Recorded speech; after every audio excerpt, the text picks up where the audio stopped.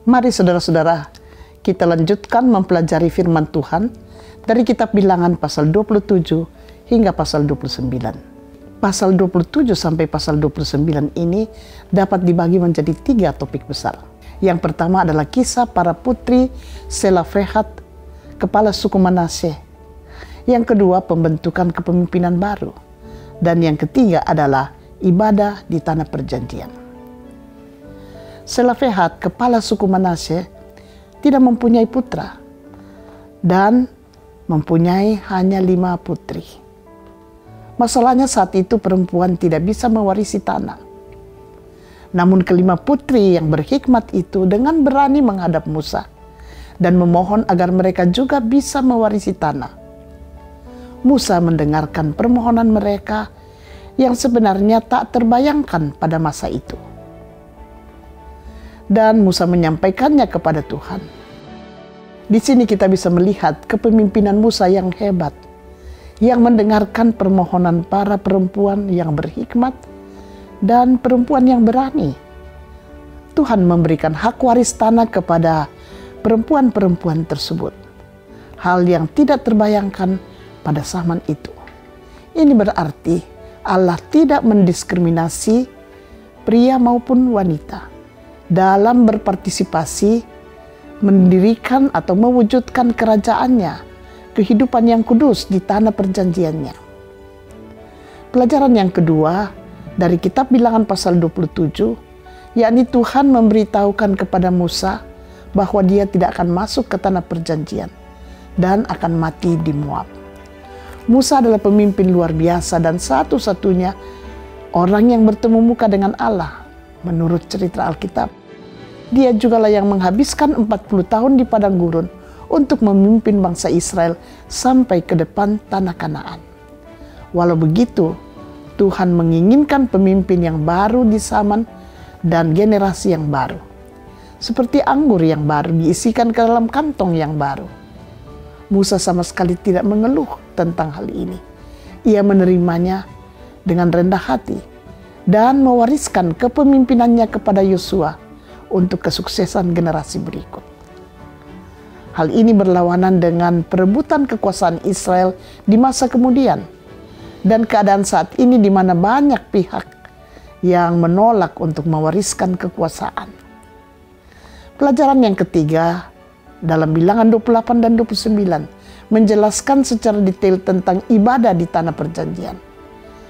Tanah perjanjian harus menjadi tempat ibadah yang menyiratkan kehadiran dan penyertaan Tuhan. Komunitas Israel harus mengadakan ibadah secara teratur setiap hari, bulan, dan tahun dalam perayaan Paskah, Hari Raya 7 Minggu, Hari Peniupan Serunai, Hari Raya Pendamaian, dan Hari Raya Pondok Daun. Ibadah komunitas yang benar ini harus dimulai dengan ibadah pribadi, persembahan pribadi. Mengenai hal ini, kita yakin bahwa hanya saat langkah kecil kita setiap hari bersama Tuhan, kita jalani secara benar, maka pekerjaan besar di dalam Tuhan dapat kita lakukan dengan benar pula. Jika ibadah kita benar, kehidupan kita seharusnya menjadi ibadah yang benar kepada Allah. Setiap saat, setiap bulan, setiap tahun, bahkan selamanya. Jika pada pembukaan pasal ini tidak diurutkan berdasarkan waktu, melainkan dengan ketetapan korban hari Sabat, hal ini melambangkan bahwa esensi semua ibadah kita adalah untuk menikmati istirahat dengan Tuhan. Ini juga terlihat dari 7 hari raya di mana hari Sabat dijelaskan dalam pasal ini. Istirahat yang sejati tidak bisa kita dapatkan dimanapun di dunia ini, sebab istirahat yang sejati hanya bisa kita peroleh dari kehidupan ketika kita beribadah, mensyukuri kehadiran dan penyertaan Tuhan. Mari saudara kita membaca Bilangan pasal 27 hingga pasal 29 bersama-sama.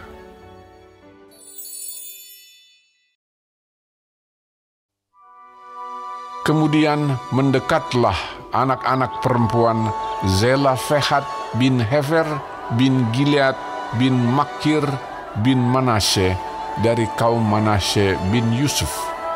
Nama anak-anaknya itu adalah Mahla, Noah, Hogla, Milka, dan Tirza.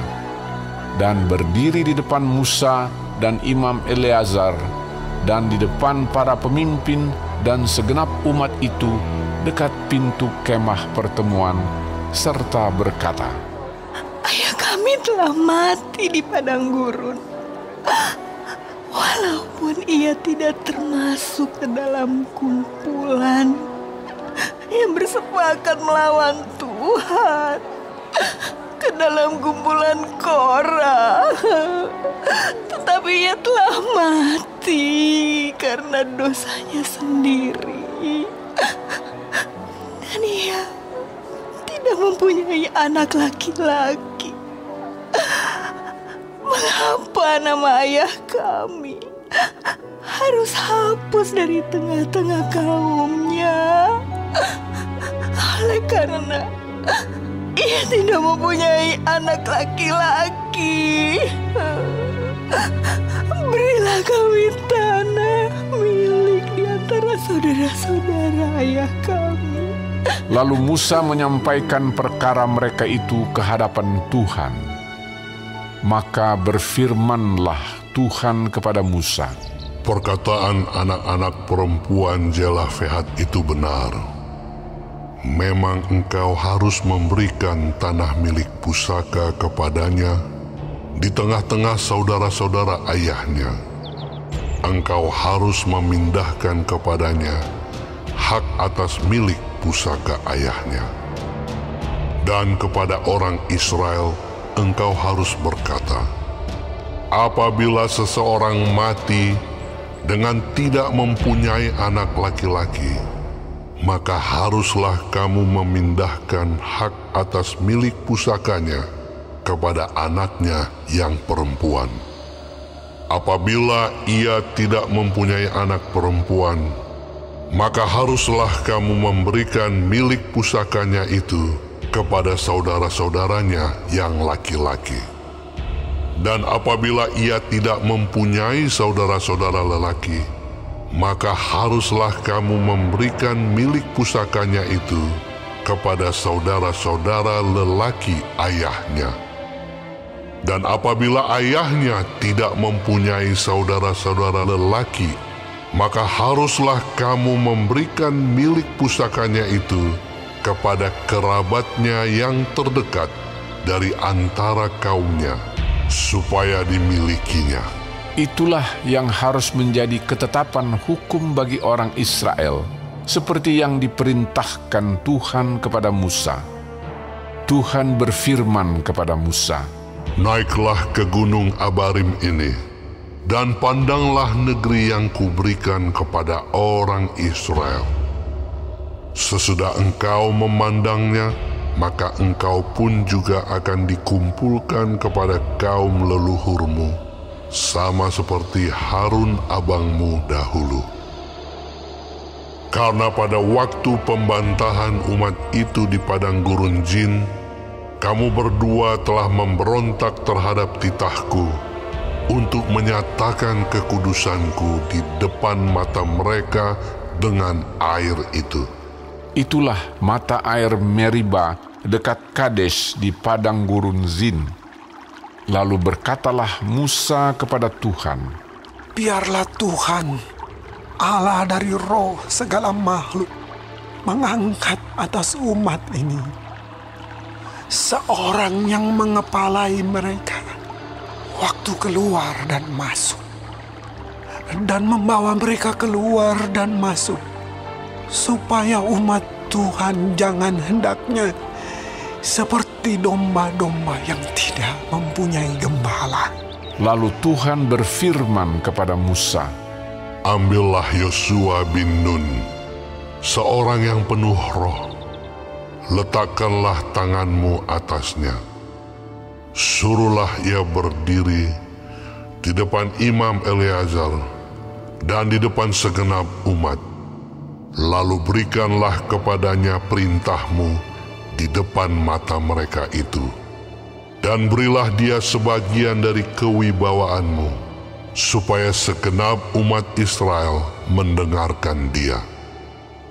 Ia harus berdiri di depan Imam Eleazar, supaya Eleazar menanyakan keputusan Urim bagi dia di hadapan Tuhan. Atas titahnya mereka akan keluar, dan atas titahnya mereka akan masuk, ia beserta semua orang Israel, segenap umat itu. Maka Musa melakukan seperti yang diperintahkan Tuhan kepadanya. Ia memanggil Yosua dan menyuruh dia berdiri di depan Imam Eleazar dan di depan segenap umat itu. Lalu ia meletakkan tangannya atas Yosua dan memberikan kepadanya perintahnya, seperti yang difirmankan Tuhan dengan perantaraan Musa. Tuhan berfirman kepada Musa, "Perintahkanlah kepada orang Israel, dan katakanlah kepada mereka, dengan setia dan pada waktu yang ditetapkan, haruslah kamu mempersembahkan persembahan-persembahan kepadaku sebagai santapanku, berupa korban api-apian yang baunya menyenangkan bagiku. Katakanlah kepada mereka, inilah korban api-apian yang harus kamu persembahkan kepada Tuhan. 2 ekor domba berumur setahun yang tidak bercela setiap hari sebagai korban bakaran yang tetap. Domba yang satu haruslah kau olah pada waktu pagi, domba yang lain haruslah kau olah pada waktu senja. Juga 1/10 efa tepung yang terbaik untuk korban sajian, diolah dengan 1/4 hin minyak tumbuk. Itulah korban bakaran yang tetap yang diolah pertama kali di atas Gunung Sinai, menjadi bau yang menyenangkan, suatu korban api-apian bagi Tuhan. Dan korban curahannya ialah 1/4 hin untuk setiap domba. Curahkanlah minuman yang memabukkan sebagai korban curahan bagi Tuhan di tempat kudus. Dan domba yang lain haruslah kau olah pada waktu senja, sama seperti korban sajian pada waktu pagi, dan sama seperti korban curahannya, haruslah engkau mengolahnya sebagai korban api-apian yang baunya menyenangkan bagi Tuhan. Pada hari Sabat, 2 ekor domba berumur setahun yang tidak bercela, dan 2/10 efa tepung yang terbaik sebagai korban sajian, diolah dengan minyak serta dengan korban curahannya. Itulah korban bakaran Sabat pada tiap-tiap Sabat, di samping korban bakaran yang tetap dan korban curahannya.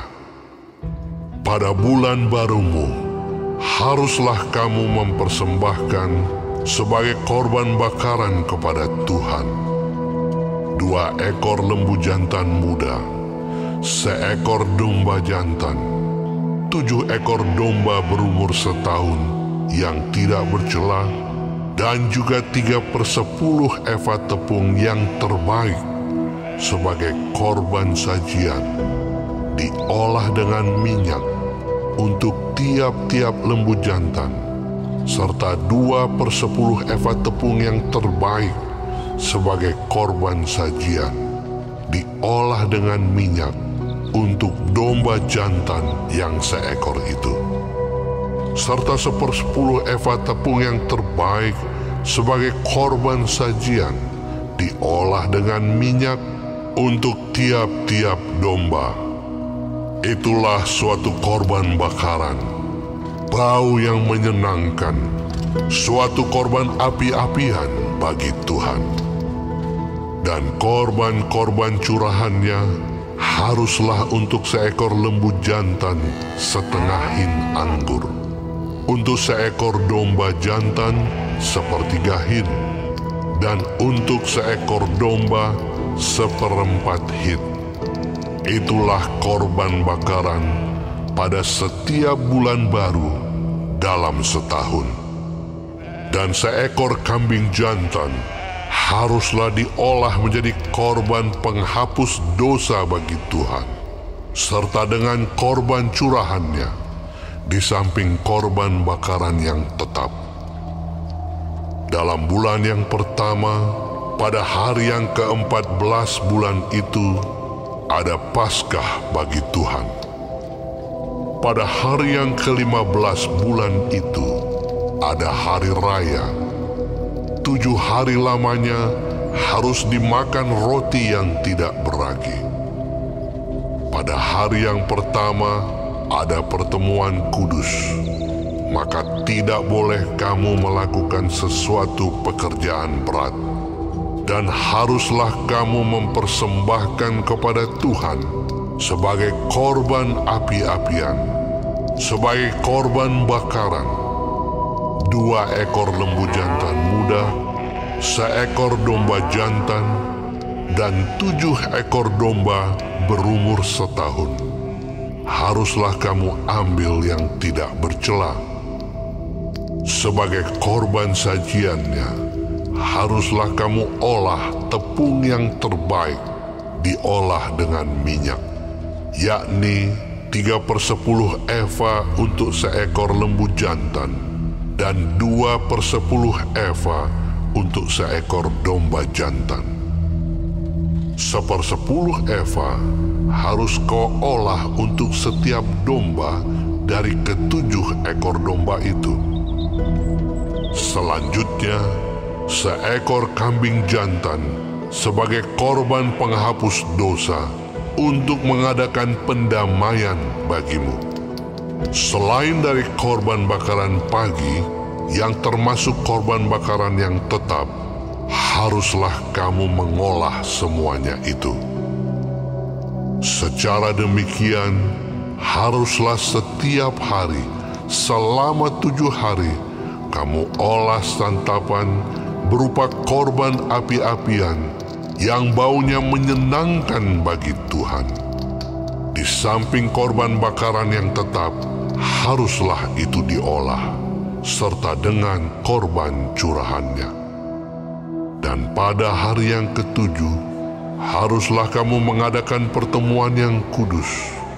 Maka tidak boleh kamu melakukan sesuatu pekerjaan berat. Pada hari hulu hasil, pada waktu kamu mempersembahkan korban sajian baru kepada Tuhan, pada hari raya lepas 7 minggu, haruslah kamu mengadakan pertemuan kudus. Maka tidak boleh kamu melakukan sesuatu pekerjaan berat. Pada waktu itu, haruslah kamu mempersembahkan sebagai korban bakaran menjadi bau yang menyenangkan bagi Tuhan 2 ekor lembu jantan muda, 1 ekor domba jantan, 7 ekor domba berumur setahun. Juga sebagai korban sajiannya, tepung yang terbaik diolah dengan minyak, yakni 3/10 eva untuk setiap ekor lembu jantan, 2/10 eva untuk domba jantan yang 1 ekor itu, 1/10 eva untuk setiap domba dari ke-7 ekor domba itu, 1 ekor kambing jantan untuk mengadakan pendamaian bagimu. Selain dari korban bakaran yang tetap dan korban sajiannya, haruslah kamu mengolah semuanya itu, serta dengan korban-korban curahannya. Haruslah kamu ambil yang tidak bercela.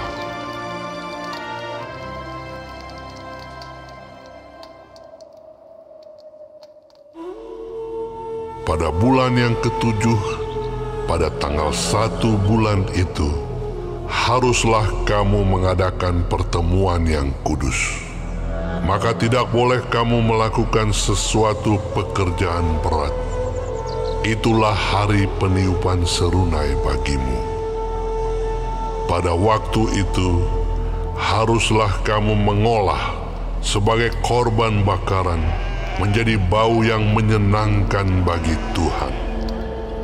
Seekor lembu jantan muda, seekor domba jantan, 7 ekor domba berumur setahun yang tidak bercela. Juga sebagai korban sajiannya, tepung yang terbaik diolah dengan minyak, yakni 3/10 eva untuk lembu jantan itu, 2/10 eva untuk domba jantan itu, dan 1/10 eva untuk setiap domba dari ke-7 ekor domba itu. Dan seekor kambing jantan sebagai korban penghapus dosa untuk mengadakan pendamaian bagimu, selain dari korban bakaran bulan baru, serta dengan korban sajiannya, dan korban bakaran yang tetap, serta dengan korban sajiannya, dan korban-korban curahannya, sesuai dengan peraturannya, menjadi bau yang menyenangkan, suatu korban api-apian bagi Tuhan. Pada hari yang ke-10, bulan yang ke-7 itu, haruslah kamu mengadakan pertemuan yang kudus dan merendahkan dirimu dengan berpuasa. Maka tidak boleh kamu melakukan sesuatu pekerjaan. Pada waktu itu, haruslah kamu mempersembahkan sebagai korban bakaran kepada Tuhan, sebagai bau yang menyenangkan, seekor lembu jantan muda, seekor domba jantan, 7 ekor domba berumur setahun, haruslah tidak bercela semuanya itu. Juga sebagai korban sajiannya, tepung yang terbaik, diolah dengan minyak, yakni 3/10 eva untuk lembu jantan itu, 2/10 eva untuk domba jantan yang seekor itu, 1/10 eva untuk setiap domba dari ke-7 ekor domba itu, dan seekor kambing jantan sebagai korban penghapus dosa, selain daripada korban penghapus dosa, pembawa pendamaian, dan korban bakaran yang tetap, serta dengan korban sajiannya dan korban-korban curahannya. Pada hari yang ke-15, bulan yang ke-7 itu, haruslah kamu mengadakan pertemuan yang kudus. Maka tidak boleh kamu melakukan sesuatu pekerjaan berat. Haruslah kamu mengadakan perayaan bagi Tuhan 7 hari lamanya. Pada waktu itu, haruslah kamu mempersembahkan sebagai korban bakaran, sebagai korban api-apian yang baunya menyenangkan bagi Tuhan, 13 ekor lembu jantan muda, 2 ekor domba jantan, 14 ekor domba berumur setahun, haruslah tidak bercela semuanya itu. Juga sebagai korban sajiannya, tepung yang terbaik diolah dengan minyak, yakni 3/10 eva untuk setiap lembu dari ke-13 ekor lembu jantan itu, 2/10 eva untuk setiap domba dari kedua ekor domba jantan itu, dan 1/10 eva untuk setiap domba dari ke-14 ekor domba itu, dan seekor kambing jantan sebagai korban penghapus dosa, selain dari korban bakaran yang tetap dengan korban sajiannya dan korban curahannya. Pada hari yang kedua, 12 ekor lembu jantan muda, 2 ekor domba jantan, 14 ekor domba berumur setahun yang tidak bercela, serta dengan korban sajiannya dan korban-korban curahannya, yakni untuk lembu-lembu jantan, untuk domba-domba jantan, dan untuk domba-domba muda itu, menurut jumlah yang sesuai dengan peraturan, dan seekor kambing jantan sebagai korban penghapus dosa, selain dari korban bakaran yang tetap, serta dengan korban sajiannya dan korban-korban curahannya. Pada hari yang ketiga, 11 ekor lembu jantan, 2 ekor domba jantan, 14 ekor domba berumur setahun yang tidak bercela, serta dengan korban sajiannya dan korban-korban curahannya, yakni untuk lembu-lembu jantan, untuk domba-domba jantan, dan untuk domba-domba muda itu, menurut jumlah yang sesuai dengan peraturan. Dan seekor kambing jantan sebagai korban penghapus dosa, selain dari korban bakaran yang tetap, serta dengan korban sajiannya dan korban curahannya. Pada hari yang keempat, 10 ekor lembu jantan, 2 ekor domba jantan, 14 ekor domba berumur setahun yang tidak bercela, serta dengan korban sajiannya dan korban-korban curahannya, yakni untuk lembu-lembu jantan, untuk domba-domba jantan, dan untuk domba-domba muda itu, menurut jumlah yang sesuai dengan peraturan. Dan seekor kambing jantan sebagai korban penghapus dosa, selain dari korban bakaran yang tetap dengan korban sajiannya dan korban curahannya. Pada hari yang kelima, 9 ekor lembu jantan, 2 ekor domba jantan, 14 ekor domba berumur setahun yang tidak bercela, serta dengan korban sajiannya dan korban-korban curahannya, yakni untuk lembu-lembu jantan, untuk domba-domba jantan, dan untuk domba-domba muda itu, menurut jumlah yang sesuai dengan peraturan. Dan seekor kambing jantan sebagai korban penghapus dosa, selain dari korban bakaran yang tetap, serta dengan korban sajiannya dan korban curahannya. Pada hari yang keenam, 8 ekor lembu jantan, 2 ekor domba jantan, 14 ekor domba berumur setahun yang tidak bercela, serta dengan korban sajiannya dan korban-korban curahannya, yakni untuk lembu-lembu jantan, untuk domba-domba jantan, dan untuk domba-domba muda itu, menurut jumlah yang sesuai dengan peraturan. Dan seekor kambing jantan sebagai korban penghapus dosa, selain dari korban bakaran yang tetap dengan korban sajiannya dan korban-korban curahannya. Pada hari yang ketujuh, 7 ekor lembu jantan, 2 ekor domba jantan, 14 ekor domba berumur setahun yang tidak bercela, serta dengan korban sajiannya dan korban-korban curahannya, yakni untuk lembu-lembu jantan, untuk domba-domba jantan, dan untuk domba-domba muda itu, menurut jumlah yang sesuai dengan peraturannya. Dan seekor kambing jantan sebagai korban penghapus dosa, selain dari korban bakaran yang tetap dengan korban sajiannya dan korban curahannya. Pada hari yang ke-8, haruslah kamu mengadakan perkumpulan raya, maka tidak boleh kamu melakukan sesuatu pekerjaan berat.